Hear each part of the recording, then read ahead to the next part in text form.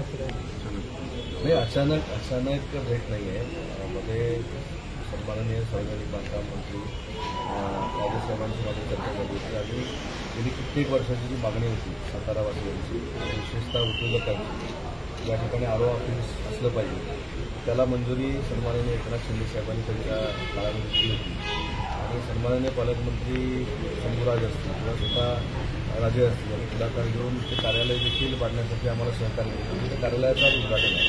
आणि दुसरी महत्त्वाची गोष्ट की आपण सुरुवातीला मला विचारलं की तुम्ही इथं कसं काय भेटीला आला आणि भेटीत काय ठरलं. भेटीत हेच ठरलं महायुतीची ताकद वाढवायची, बाकी काही ठरलं नाही. आणि दुसरी महत्त्वाची गोष्ट म्हणजे 2004 पासून मी आणि सन्माननीय राजेसाहेब हे एकत्र विधानसभेमध्ये होतो. सहकारी म्हणून एनसीबीमध्ये देखील काम केलेलं आहे आणि आज त्यांच्या जिल्ह्यामध्ये येत असताना त्यांच्या घरी फक्त सदस्य भेट होती. साहेब, एक महत्त्वाचा विषय म्हणजे की ते छत्रपती शिवाजी महाराज असतील किंवा छत्रपती संभाजी महाराज असतील यांच्याबद्दल आक्षेपार्ह वक्तव्य वारंवार होतात आणि याच्याबद्दल कायदा व्हावी अशी मागणी उदयनराजेंनी केलेली होती किंवा अनेकांची मागणी. यामध्ये अशी आम्ही सगळेच सहमत आहोत. त्याच्यामध्ये काही वाद असण्याची काही गरज नाही.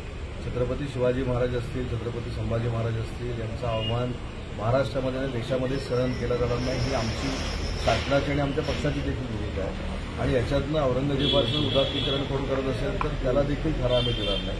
आणि म्हणून याच्यासाठी जर कायद्यात त्याचं रूपांतर करण्याच्या मागणी जर कोणी केली असेल तर त्याच्यामध्ये मला असं वाटतं की राजेंनी केली असेल तर त्याची नक्की दखल माननीय मुख्यमंत्री आणि दोन्ही उपमुख्यमंत्री घेतील आणि त्याच्यावर योग्य तो निर्णय घेतील. आयटी पार्क उभारण्याच्या अनुषंगाने त्या 2 जागा बघितलेल्या होत्या, त्याच्या अनुषंगाने सध्या काय चालू आहे? तर बाबांबरोबर काही चर्चा झाली? नाही, झाली ना चर्चा. मी तेच सांगितलं की 8 दिवसापूर्वी जी चर्चा झाली त्याच्यामध्ये या साताऱ्यामध्ये आयटी पार्क निर्माण करावा हीच भूमिका राजेंची होती. त्याच्यावर चर्चा झाली. तालुक्याचे 2 जागा बघितलेल्या आहेत आणि दोन्ही जागांचा सर्व्हे काल आमच्या डेप्युटी सीओने येऊन केलेला आहे की सकारात्मक आहे.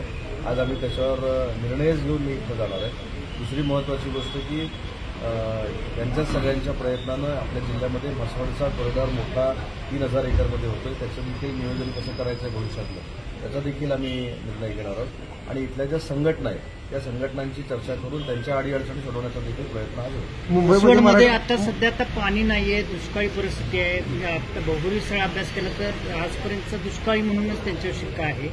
अशा ठिकाणी तुम्ही ज्यावेळेला MIDC उभारणार आहात त्यावेळेला तुमचं नियोजन नेमकं कसं असणार आहे? एक याच्यातली महत्त्वाची गोष्ट आहे की MIDC उभारत असताना पूर्वीचे जे स्थानिक रहिवासी आहेत, पूर्वीचे जे उद्योजक आहेत, पूर्वीचे जे शेतकरी आहेत त्यांचा पाण्याचा कोठा कुठेही कमी होणार नाही ही आमच्याकडनं दक्षता घेतली जाईल. उलट MIDC आल्यानंतर पाण्याचा कोठा आम्ही वाढवू आणि त्याचा सप्लाय देखील जे रेसिडेन्शियल अपार्टमेंटमध्ये राहत आहेत किंवा निवासी व्यवस्थेमध्ये राहत आहेत त्यांना पूर्वीच्या इंडस्ट्रीला आणि शेतीला देण्याचा प्रयत्न करू. मराठी भाषा असलेल्या पाण्यातला आम्ही कोठा काही घेणार नाही. मराठी भाषा आणि हिंदी भाषेवरून आता मुंबईमध्ये वाद चालू आहे.